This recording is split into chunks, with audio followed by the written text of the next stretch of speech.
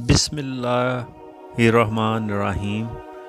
कुल हुवल्लाहु अहद अल्लाहु समद लम यलिद वलम यूलद वलम यकुल्लाहु कुफुवन अहद। मेरे बुजुर्गान मोहतरम, दोस्त, अहले दिल, अहले ज़ौक़, अहले इश्क और सब वो लोग जो इस राह के मतलाशी हैं, सबको मेरा सलाम। ये मज़मून नहायत ही अहम है। इससे ज़्यादा और क्या अहमियत हो सकती है कि इस मज़मून को सुनकर ईमान कामिल हो जाए। ये भी आपको याद रखना चाहिए कि ये सिलसिला मज़ामीन वो है जिसका सुनना और बयान करना सिवाय इसके नहीं हो सकता कि किसी शेख कामिल की सोबत अख्तियार की जाए और बाकायदा तरबियत हासिल की जाए। ये वो इल्म है जो किताबों से नहीं पढ़ाया जाता बल्कि निगाहों से पढ़ाया जाता है। ये इल्म मार्फत है जिसके बगैर ईमान नामुकम्मल है। और ये भी आपको याद रखना चाहिए कि बहुत से मसाइल ऐसे हैं जिनका ताल्लुक़ बुनियादी तौर पर हमारे मज़हब के साथ है। इन्हें बिनाई इस्लाम कहा जाता है, लेकिन हकीकत यह है कि जब तक मार्फत इलाही हासिल ना हो, बिनाई इस्लाम कोई फ़ायदा नहीं पहुंचा सकते। क्योंकि पहले ईमान ज़रूरी है, बिनाई इस्लाम पर अमल करना ईमान लाने के बाद ज़रूरी है। जो ईमान नहीं लाया, इसके लिए बिनाई इस्लाम पर अमल करना ना ज़रूरी है और ना कोई फ़ायदा पहुंचा सकता है। इसलिए मैं ये ज़रूरी समझता हूँ कि आपको ये दरस मिलना चाहिए ताकि ईमान कामिल हो जाए। आप इस दरस को ज़रूर तवातर से सुनें ताकि आपको फ़ायदा पहुँचे। यही वो सूरह पाक है जिसे पहले जुम्मों में भी तलावत किया गया। इसे सूरह इखलास कहते हैं। इखलास का मायने ही शिरक से पाक करना है। ये वो सूरह पाक है जो शिरक से पाक करती है और तौहीद की तालीम देती है। इसलिए ज़रूरी है ये मसला आपको सुनाया जाए। इसके बयान करने वाले बहुत कम हैं, अगर हैं भी तो वो अपने चंद मुरीदों के सामने बयान करते हैं। मैं इसलिए बयान कर रहा हूँ कि आपको समझा सकता हूँ और आप ज़रूर समझेंगे। अगर ये मसला पूरी तौर पर समझ ना आए तो इल्हाद का ख़तरा है। मैं इंशाअल्लाह इसे पूरी तरह बयान करूँगा और जो इल्हाद का शाइबा है उसे दूर करूँगा। ये मसला शरीयत की बुनियादों पर कायम है। जब तक समझ में ना आए, बहुत से उलझे हुए मसाइल हल नहीं होते। कुल हुवल्लाहु अहद अल्लाहु समद लम यलिद वलम यूलद वलम यकुल्लाहु कुफुवन अहद। शिबली नौमानी रहमतुल्लाह अलैह एक मुबारक गुजरे हैं। इन्होंने सीरत पाक सल्लल्लाहु अलैहि वसल्लम भी लिखी है और कई सवाने हयात लिखी है। वो जहाँ रूमी रहमतुल्लाह अलैह के मज़हब का बयान करते हैं, वहाँ इस बात पर ज़ोर देते हैं कि वहदतुल वजूद के बगैर चाराकार नहीं।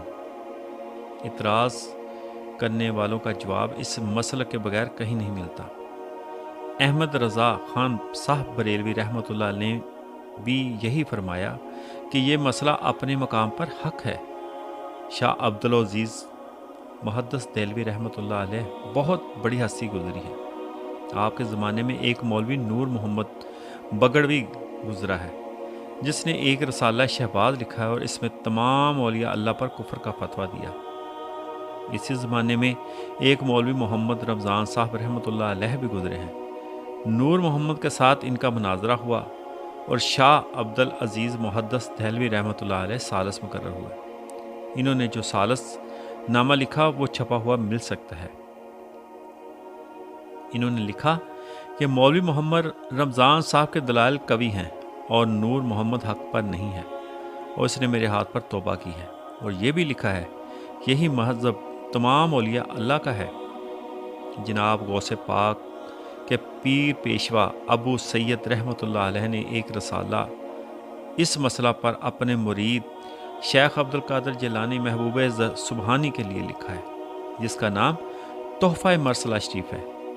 اور حضور غوث پاک کو اس پر عمل کرنے کا حکم دیا ہے۔ خواجہ باقی باللہ کا بھی یہی مذہب ہے، شاہ ولی اللہ محدث دہلوی اور شاہ عبدالحق دہلوی کا بھی یہی مذہب ہے۔ اگر کوئی بیان نہ کر سکے اور عوام تک نہ پہنچائے تو یہ پہنچانے والے کا قصور ہے، ورنہ یہ بہت پرانا مسئلہ ہے۔ مہر علی شاہ کا بھی یہی مذہب ہے، داتا گنج بخش علی حجویری کا بھی یہی مذہب ہے، تو پھر اس کے حق ہونے میں کوئی شک کر سکتا ہے؟ آپ اس کو سنیں اور ہوش سے سنیں اور اسے ایک سرمایہ خیال کریں۔ مسئلے اور بھی ہیں، مگر ایمان اس مسئلے سے کامل ہو سکتا ہے۔ آج سے میں اسے بتدریج شروع کرتا ہوں۔ آپ کو یہ سمجھ لینا چاہیے، حضور سرکار مدینہ صلی اللہ علیہ وآلہ وسلم نے فرمایا، واہ واہ کانا علی آنا کما کانا، ذات باری تعالیٰ کے ساتھ کوئی شے نہیں تھی، وہ تھا، اس وقت بھی ویسا ہی ہے جیسا اس وقت ہے۔ ایک دوست نے مجھے ایک ملفوظ سنایا، مادو لال حسین اور ایک دوسرے بزرگ حسود تیلی گزرے ہیں۔ دونوں بزرگ ایک ہی وقت میں گزرے۔ مادو لال حسین رحمۃ اللہ علیہ ہر روز حسود تیلی رحمۃ اللہ علیہ کی دکان کے سامنے سے گزرا کرتے تھے۔ ایک دن حسو نے مادو لال حسین سے پوچھا کہ آپ کا کیا مذہب ہے؟ انہوں نے فرمایا، اللہ آنا کما کانا۔ رومی رحمۃ اللہ علیہ بھی بڑے زور سے کہہ گئے، ملت عشق از ہما دین ہاں جداست، آشکاں را ملت تو مذہب خداست۔ ان کے اس کا ترجمہ ہے، عشق کی ملت تمام مذہبوں سے جدا ہے، عاشقوں کا مذہب و ملت خدا ہے۔ جو اس منزل میں آگے جن کا یہ مقام ہو گیا، جن کو معرفت نامہ حاصل ہوگی، جن پر اللہ آنا کما کانا کا اسرار کھل گیا، وہ کہہ اٹھے کہ لوگ گناہوں سے توبہ کرتے ہیں۔ ایک بزرگ فرماتے ہیں کہ میں لا الہ الا اللہ سے توبہ کرتا ہوں، کیونکہ لا سے غیر کی نفی ہوتی ہے، میرے نزدیک غیر کوئی نہیں، اس لیے میں توبہ کرتا ہوں۔ یہ ماننا کہ غیر خدا نہیں حقیقت ہے، وہ ہے اور کوئی چیز نہیں۔ جب غیر خدا نہیں تو پھر وہی ہے، الا آنا کما کانا، ایاک نعبد و ایاک نستعین، اہدنا الصراط المستقیم۔ ہر روز اور بار بار نماز میں یہ دعا کرنا کہ مجھے سیدھی راہ دکھا۔ اس کی کیا وجہ ہے؟ کیا ایمان لانے کے بعد پھر بھی سیدھی راہ کی ضرورت ہوتی ہے؟ میں نے اسے ایک شعر میں بیان کیا، منزل محبت کی آگے سے آگے، نہ تیرا ٹھکانہ نہ میرا ٹھکانہ۔ ہر قدم پر سالک و گمان ہوتا ہے کہ یہی مقام ہے، یہی منزل ہے۔ جب وہاں پہنچتا ہے تو یار آگے نظر آتا ہے۔ ہر منزل میں سالک کا پہلا قدم ہوتا ہے، یہ منزل ختم ہی نہیں ہوتی اور نہ ہو سکتی ہے، نہ اس کا کوئی ٹھکانہ ہے اور نہ میرے عشق و محبت کا کوئی ٹھکانہ ہے۔ یہ عجب منزل ہے۔ میں نے ایک غزل میں لکھا، نہ یہ ہجر ہے نہ وہ وصل تھا، نہ یہاں دوئی نہ وہاں دوئی، میرے درد کی ہیں یہ لذتیں جو تڑپ سے دل میں لگی رہی۔ رومی رحمۃ اللہ علیہ نے بلبل سے پوچھا کہ تو پھول پر پہنچ کر کیوں رو رہی ہو؟ محبوب کو پا کر رو رہی ہے؟ بلبل نے کہا کہ پھول تک پہنچ کر یہ معلوم نہیں ہو رہا کہ کس پتی سے خوشبو آ رہی ہے۔ محبوب حقیقی جو نقش و نگار میں آیا ہے مگر بے صورت ہے۔ حافظ شیرازی رحمۃ اللہ علیہ فرماتے ہیں، غلام نرگس مست تو تاج داران انن، خراب بادائے لالے تو ہوشیار انن۔ مطلب تیری نرگس مست یعنی تیری مست آنکھوں کے جو غلام ہیں وہ اصل میں بادشاہ ہیں، اور تیری لال جیسے سرخ شراب کے جو خراب ہیں وہ ہوشیار ہیں۔ تو नरगस से मस्त की सूरत में आया, तो बादशाहों के ताज तेरे कदमों में आ गिरे। ज़ाते बारी ताला की तलाश के लिए किसी खूबसूरती की ज़रूरत नहीं, क्योंकि बदसूरती भी इसका कमाल है। अगर कोई खूबसूरत है तो इसका कमाल है, अगर बदसूरत है तो इसका कमाल है। नेकी और बदी दोनों इसका कमाल है। फ़िरौन और मूसा दोनों इसी का कमाल है। हुस्न का पैदा करना भी इसका कमाल है, कज का पैदा करना भी इसका कमाल है।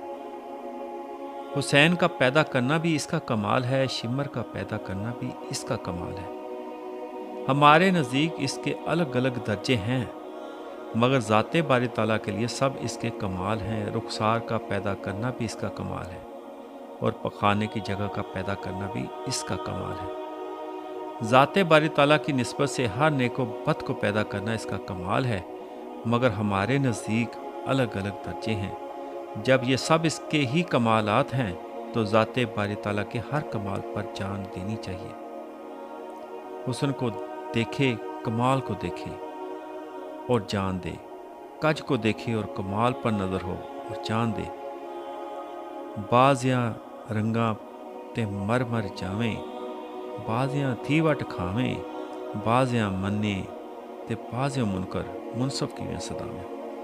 खंजीर भी और हलाल जानवर भी दोनों इसका कमाल है, और दोनों में इसी का जलवा है। ये शरीयत के आदाब हैं कि एक को हम हराम कहते हैं और एक को हम हलाल कहते हैं, लेकिन अल्लाह ताला के नज़दीक सब इसके कमाल हैं।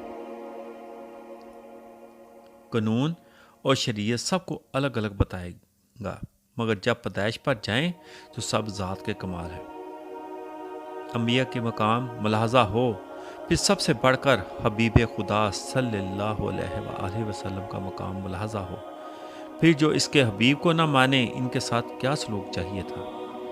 एक इशारे में नीस्तो नबूद हो सकते थे, मगर अजीब मार्का बनाया। जंगे बदर में लड़ेगा, फरिश्ते इसकी मदद करेंगे। एक अजीब मकाम है। जंगे खदक फतह नहीं हो रही, जहाँ जहाँ थे वहाँ वहाँ सब सजदे में गिर गए, तो जबरील सूरह फतह ले कर आए। अगर ज़ाते बारी ताला चाहते तो नाम मानने वालों ख़त्म हो सकते थे, मगर दोनों ही रहे। अगर किसी गैर का जलवा होता तो ज़रूर मिट जाता, मगर बात यह है कि एक तरफ एक सिफ्त जलवागर थी और दूसरी तरफ दूसरी सिफ्त जलवागर थी। दोनों सफ़ात जलवागर थी, इसलिए मिट कैसे सकती थी। एक सिफ्त मगलूब ज़रूर होगी, मगर मिट्टी नहीं। जलाल और जमाल का जलवा है, जमाल गालब है और जलाल मगलूब है। ये ज़ाते बारी ताला के कमालात हैं। जब कोई शय ना थी, अल्लाह था, अब भी वैसा है जैसे उस वक़्त था। अगर उस वक़्त कोई ये जाने कि कायनात खुदा की गैर है, तो इसने अलाना कमाकाना को नहीं माना। जो गैर मान रहे हैं वही शिरक कर रहे हैं। हमें तो गैरियत नज़र ही नहीं आ रही, इसलिए हम किसी से भी मदद मांगते हैं तो इसी से मदद मांगते हैं। इहदिनस सिरातल मुस्तकीम, हमें सीधा रास्ता दिखा। का मतलब यही है कि इस मंजिल का खात्मा नहीं, इसलिए बार बार कहता है इहदिनस सिरातल मुस्तकीम, इहदिनस सिरातल मुस्तकीम। जब आगे मंजिल नज़र आती है तो सीधी राह की दुआ करता है। यूं नज़ामी सगे आस्तां रहा, उम्र भर ही रवां दवां, मुझे हर कदम के मकाम पर फ़कत एक गाम कमी रही। और बीक रहमतुल्लाह अलैह फरमाते हैं, चलते चलते उम्र गवाजे, बीक द्वारा दूर, खच्ची निबड़ी पग थके, जा कहना कोई हुजूर।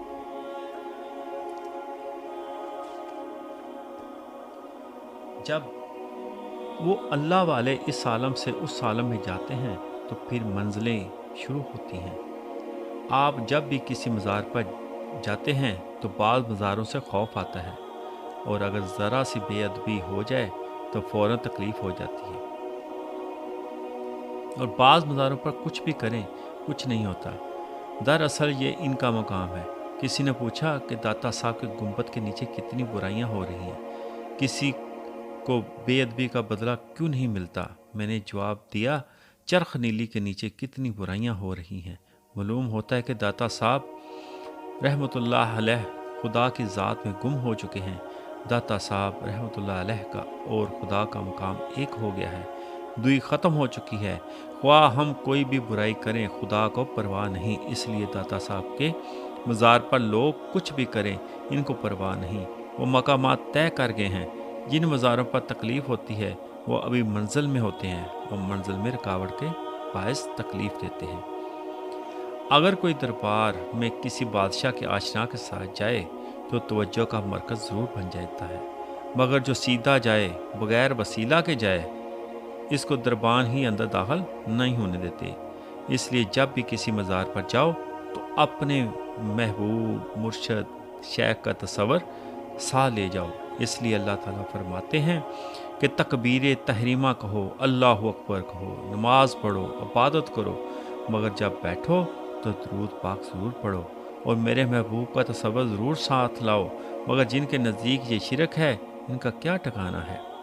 معلوم ہوا اس منزل میں منزل آگے سے آگے ہے، جو اس منزل میں مقام حاصل کر چکے ہیں ان کا مقام اور ہے، اور جو منزل میں ہیں ان کا مقام اور ہے۔ ایک وقت تھا کہ اللہ تھا اور کوئی شے ساتھ نہ تھی، اب بھی ویسا ہے جیسا تھا۔ پھر ہم اگر اپنے آپ کو غیر مانیں تو الہ کا مکانہ کے خلاف ہیں۔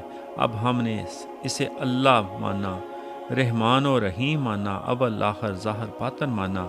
اب ہم نے جن صفات کے ساتھ سمجھا اس وقت بھی ان صفتوں کے ساتھ تھا، اول آخر باطن زبان کے الفاظ ہیں، ایک بولی ہے، یہ ہماری بولی، مگر اس وقت کوئی بولی ہی نہیں تھی، وہ سب کچھ تھا، مگر جو بولیاں میں نام لیے جاتا ہوں وہ بولیاں اور نام نہ تھے۔ اگر اسم اور صفت کو اٹھا دیا جائے تو صرف ذات رہ جاتی ہے جسے کسی نام اور صفت سے پکارا نہیں جاتا، اس لیے اس وقت صرف ذات تھی، صفات بھی ساری موجود تھی مگر پکارا نہ جاتا تھا۔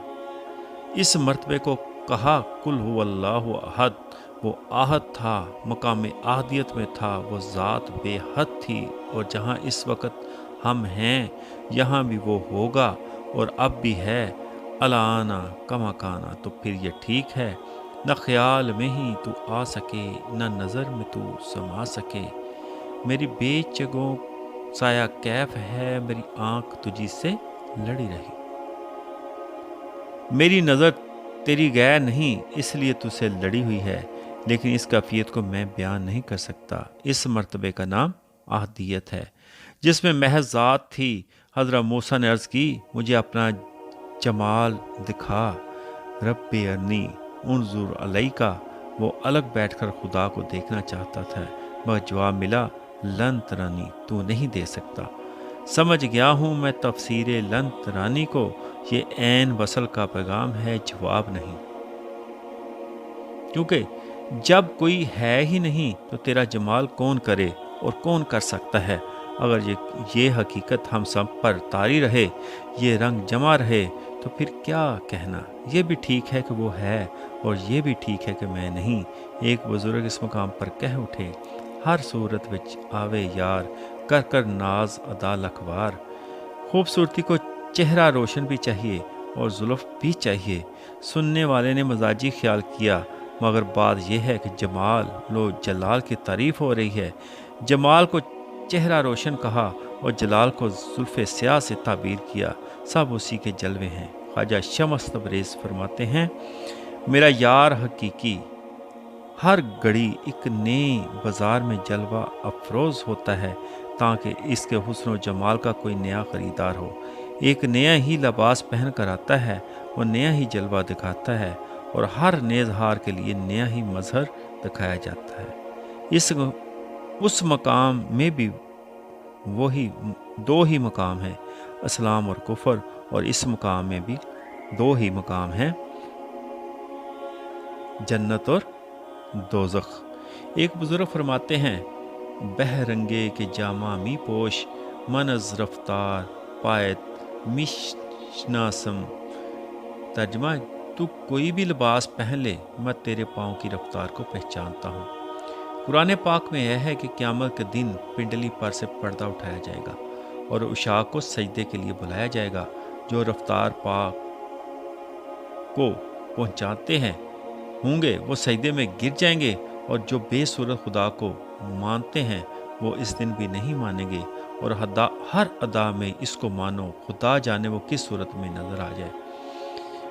بقیہ مضمون انشاءاللہ سرکار کے کرم سے اگلے حصے میں بیان کیا جائے گا۔ اللہ سب سننے والوں کو، دیکھنے والوں کو اپنے محبوب کا عشق عطا فرمائے، اپنی معرفت عطا فرمائے۔ وما علینا الا البلاغ۔